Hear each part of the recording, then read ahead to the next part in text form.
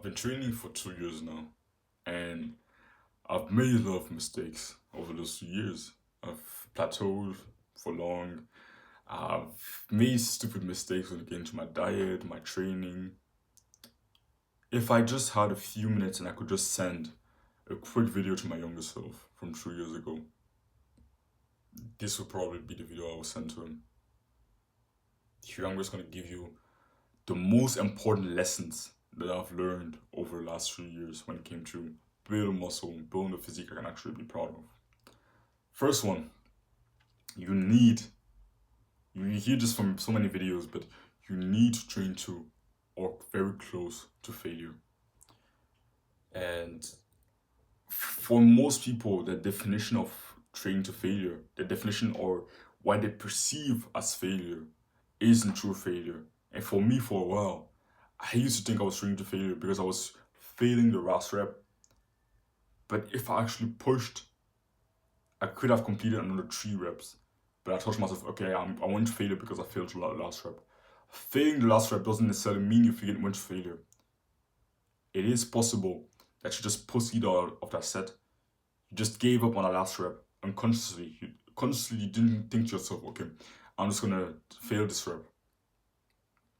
But you could have pushed and completed another rep, another 2 reps, another 3 reps, but you failed just because you were too lazy to actually push through that rep, to actually finish that rep, to actually push yourself even harder. So failure is a skill that you can actually improve on. Over time, you can improve your pain tolerance and your ability to just push yourself. But in the beginning, just accept, okay, yeah, even if you believe you're training to failure, you probably aren't.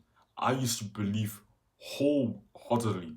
I used to be so sure that I was training to failure, but I wasn't. Like, I was sure that I was training to failure. I was honestly super.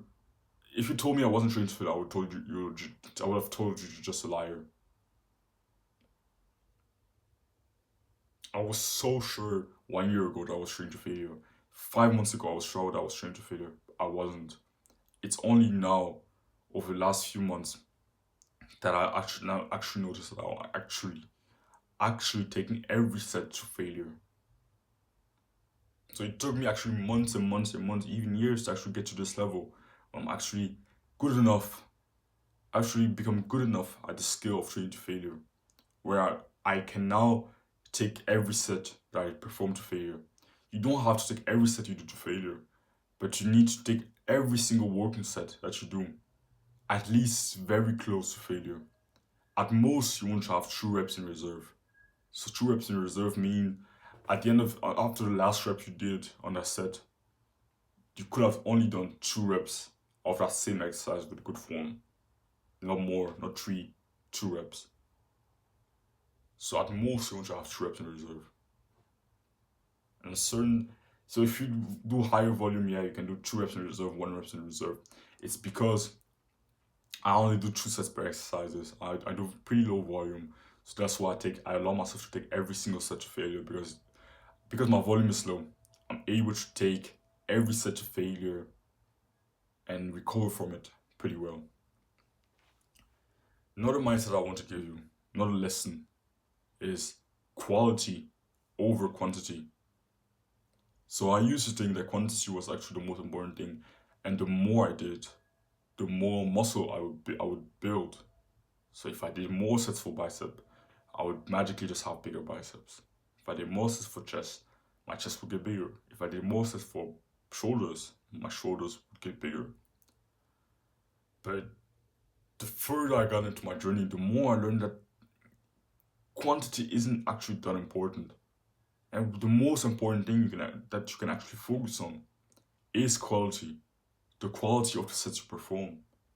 And often I've made more progress by reducing the amount of sets I was doing, reducing the volume. I've often removed exercises, and that led me to actually make more progress. Right now, I only do 8 to 10 sets per session, and I only do 4 to 8 sets per muscle group per week. So that's very low volume, But I can do that because my quality is very good. I perform every exercise with very good form, and I take every single set to failure. So my focus has really been on quality recently, and I've made the most progress when I drastically reduce the quantity, but really focus on the quality. Really focus on training with the right intensity, with the correct form, with a controlled eccentric. And I focus on improving the sets that I was already doing instead of adding sets. Instead of adding more volume, I focus on doing the most out of the volume that I was already doing.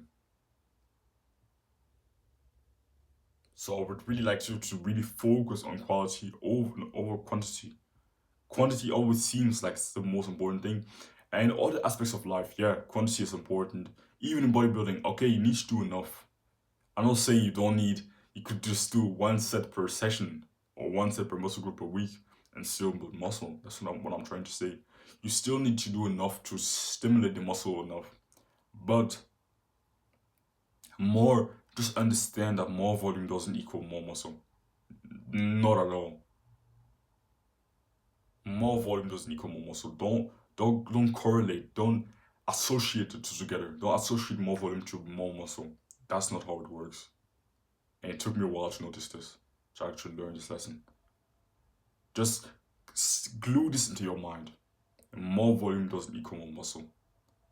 And it's actually quality that's more important for muscle growth than quantity. Another lesson, the third lesson here is you will always need discipline. Doesn't matter how much you love training.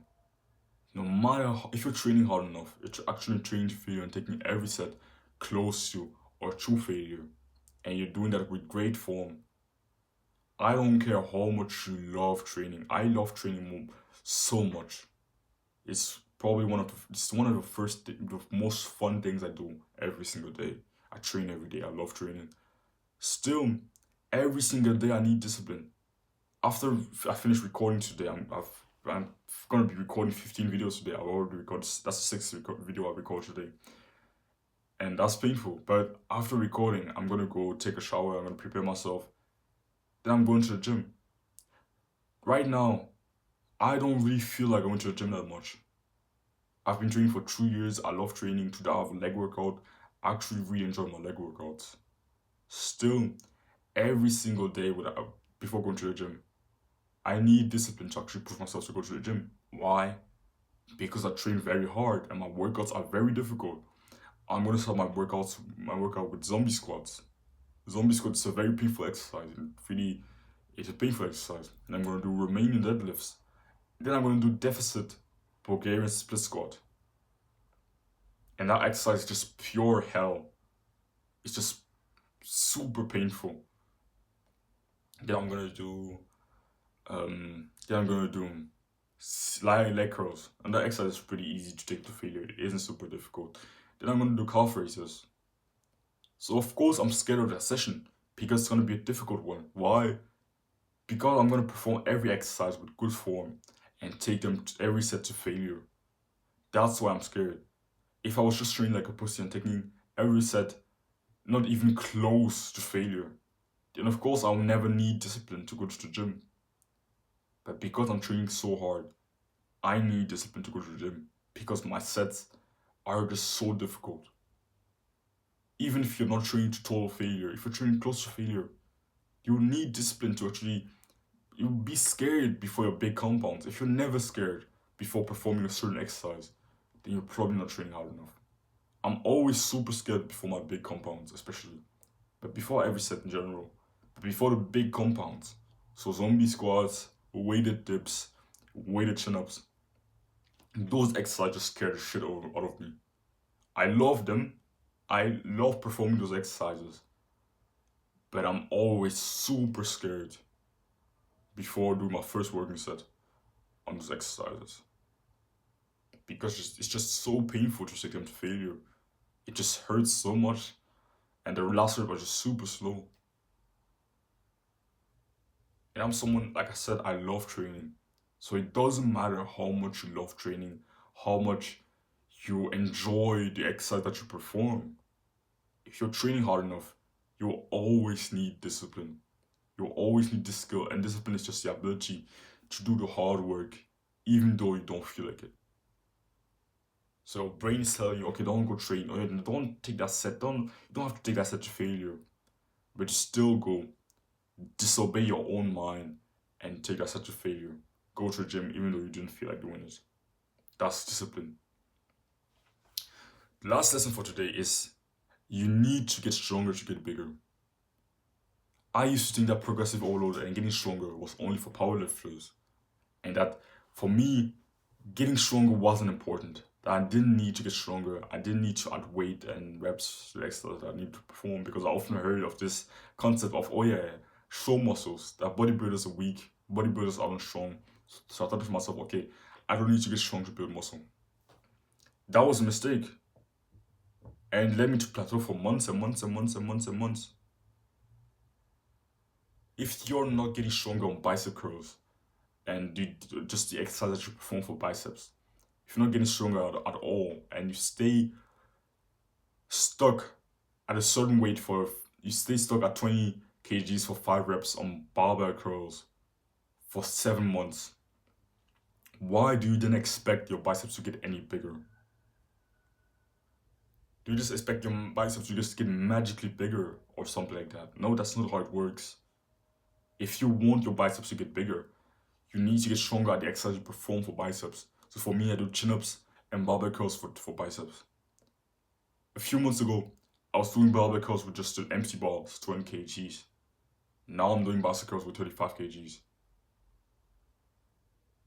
So I've gotten stronger, so of course my biceps are getting bigger, because I'm getting stronger from session to session. I'm improving.